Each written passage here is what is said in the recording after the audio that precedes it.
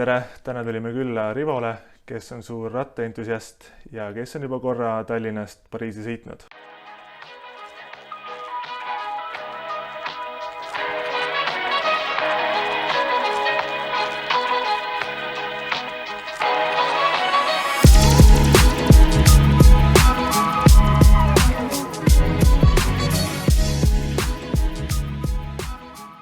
Tere! Mina olen Rivo. Ma olen jalgratta ja ultraspordi sõber ja mulle väga meeldib jalgrattaga sõita ja olen sõitnud Tallinnast Pariisi, et olen teinud sarnase reisi ära, nagu teie plaanite. Ja ma näiteks, millega seda teha, et see jalgrattas, millega mina käisin ja meie tiimiliikmetel nii sinna Pariisi sõidul kui ka mõnedel teistel pikematel rattasõitudel on tegelikult sarnane varustus, et see on basic, ma arvan, mis klapib väga pikkadeks, ka lühemateks sõitudeks, on karbonraam, Shimano 105 komplekt käiguvahetus ja pidurit ja tegelikult täiesti standardsed jooksud, mis poes on alla pandud. Ja need ei ole jätnud mind hätta ei mägedes, ei laugematel etappidel. Olen sõitnud sellega Tallinnast Pariisi, sel aastal sõitsime, või möödunud aastal sõitsime Lõuna-Poolast Itaaliasse 3000 kilomeetrit. See algas tegelikult üldse mitte ratta juures ja mitte suvel, vaid see algas 2011 veebruaris, kui oli kõige külmem nädal. Ja me suusatasime Tallinnast Otepääle ja suusatasime Tartu maratoni sinna peale. Et seal hetkel sai kokku tol hetkel olid need inimesed üksteise jaoks tundmatud, aga me sõitsime ära selle, et seal distantsi pikkus oli 300 kilomeetrit 4 päevaga ja me sõitsime nagu tee kõrval põldude peal ja ajasime oma lisejälje sisse ja nii edasi. Ja mõni päev oli seal ligi 30 kraadi külma, et siis sai kokku mingi seltskond inimesi, kes avastasid, et sellised on veel Eestis inimesi, kes suudavad teha mingeid hullusi ja kes tahavad neid teha. Ja siis tuli 2011 suvi. Taaramäe Rein tegi Tour de France'il tegusid.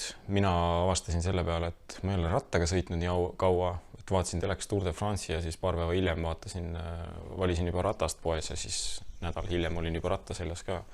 Ja siis augustis saatis teine agitaator Tõnu Vahter saatis mulle kirja, et üks lause oli, et kuule, läheks sõidaks tuuri vaatama jalgratastega ja sõidaks muidugi tagasi ka. Ja siis ma vastasin talle selle peale, jah, aitäh, et sa idee välja ütlesid, teeme ära. Ja siis kuidagi see pani selle lumepalli veerama, et see külm talvenädal tõestas, et me suudame teha küll asju, kui me tahame. Et kui lihtsalt julgeda neid sammusid teha, et nende asjade suunas, mis nagu hirmutavad. Ja siis me hakkasime ise korraldama seda. Võib-olla kõige suurem hirm on see, et kuidas keha selle asjaga nagu toime tuleb. Et see iga päev 3 nädalat jutti sõita mingi 160 kilomeetrit keskmiselt päevas, et meie kõige pikem päev oli 210 kilomeetrit, sest me ühe päeva olime lõpetanud varem vihma tõttu. Ja ma tegelikult kartsin seda, et põlved ja kõik liigesed ja nii edasi, sest minul nagu ratturi karjääri kui sellist ei olnud, ma olin aastani enne seda sõitnud. Ma olin küll teinud muud spordialasid, aga ikkagi. Et ma seda võib-olla kartsin kõige rohkem ja see ei osutunud üldse tõeseks, et sellepärast ma seal tuuri jooksul ei muretsenud mitte ühtegi korda. Ja ma arvan, probleem oli pigem vaimuga, et ma arvan, et selline ultrasport on tegelikult puhtalt peas nagu kinni. Et sa sõidad küll läbi erinevate riikide, näed erinevaid nagu piirkondi ja inimesi ja erinevat ilma, et poole ajast meil sadas vihma, oli selline täielik nagu näguripäevad ja siis poole aega lõõmas päike, et oli nagu teistpidi kihvt.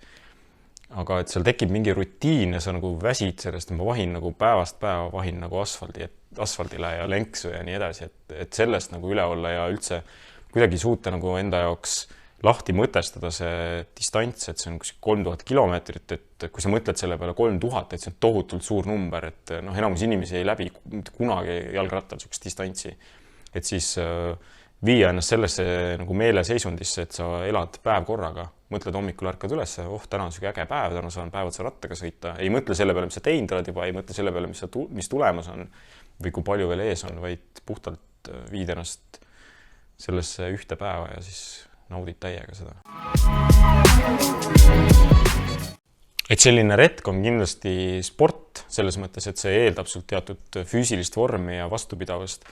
Aga ma arvan, et see on teistpidi ka üks paremaid viise reisimiseks üldse, sellepärast, et kui sa autoga reisid või bussiga või rongiga, et siis sul on ümber mingisugune kast, mis võtab sul neid tajusid palju vähemaks. Ehk et sa ei tunne temperatuuri, sa ei tunne vihma või päiksekuuma või siis ei tunne neid lõhnasid, mis seal ümber on. Et kui sa rattaga sõidad, siis seal, ma ei tea, tee ääres on talu, siis on see lehmasõnniku lõhn on selle või siis õitseb mingisugune puu või asi, siis sa tunned selle lõhna ja mägedes jällegi samamoodi, et sa tunned need õhuvoolud ja vihm ja võib-olla rahe ja kui see peksab sul näkku ja siis see etapp ja see sõit jääb sul hoopis teistmoodi meelde, et sa ei unusta neid teid. Et isegi see, kui sa kuuled, kuidas ratas veereb selle mingi teatud tee peal, et siis see võib jääda väga nagu kummastavalt meelde, et kui mingi päev ei jäägi meelde mingi niisuguse muu asjaga, siis võib-olla see nagu toob selle meelde, et kuskil jooksis koer selle ette ja kuskil oli mingi kassipoeg ja mingid niisugused asjad või siis Prantsusmaal on hästi levinud, et eriti hommikul pagaritöökojad alustavad hästi vara nagu tegevust ja sõidad linna ja nii, see on kuskil seal croissandi järgi, et niisugused asju nagu selle autoga ei ole võimalik teha, et selles mõttes annab selle elamusele nagu palju rohkem mõõtmeid juurde. Ma arvan, et seal on nagu võib-olla kaks momenti, et kui tahta tuuri näha võistlusena, siis ei ole mõtet sinna koha peale sõita, sest sa näed tegelikult seal koha peal väga vähe. Et telekast näeb palju paremini. Või siis minna koha peal kõrtsi ja vaadata seal telekast, sellepärast et see, kuidas kohalikud vanamehed sellele kaasa elavad, kuidas seal sajatatakse ja nõusid lõhutakse, et see on nagu vaatamisväärsus omaette. Aga see tuur annab niisuguse emotsiooni, mida ei ole võimalik teleka vahendusel saada, isegi nendest kaadritest, kus näidatakse selle tuuri nagu mastaapsust. Et Tour de France on kasvanud maailma kõige tähtsamaks rattasõiduvõistluseks, mis tähendab seda, et ta on kasvanud natukene naeruväärselt suureks, ehk et kui me näiteks viimasel päeval meie hakkasime jõudma Pariisi ja meil oli vist sõita kuskil 70 kilomeetrit ja me esialgu plaanisime seda sõita täpselt seda sama teed mööda, mida lähevad ratturid, aga umbes 5 tundi enne seda, kui ratturid sinna üldse oleks jõudnud, siis see tee oli juba kinni pandud ja sinna ei lubatud mitte kedagi peale.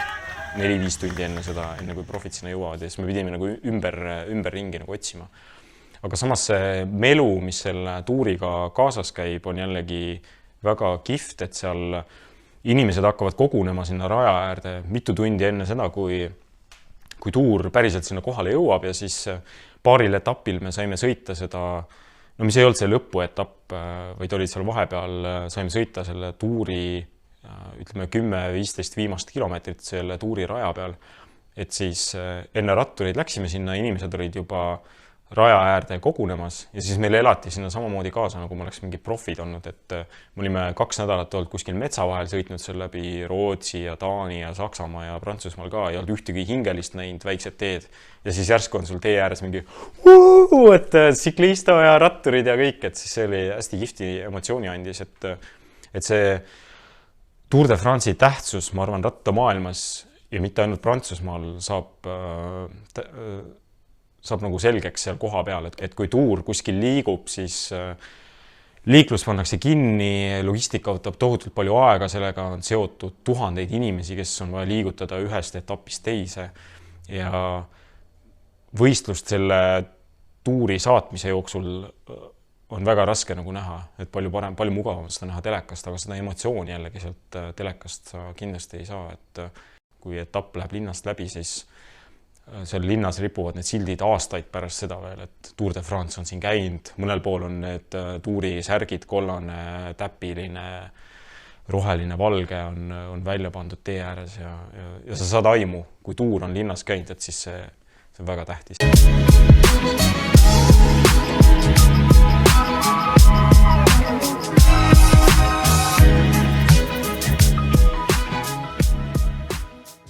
Kui mul tekib mingi tüdimus, siis ma mõtlen selle peale, et aga 6 aja pärast ma istun kontoris laua taga. Ja siis ma mõtlen selle peale, kus ma tahaks olla seal väljas.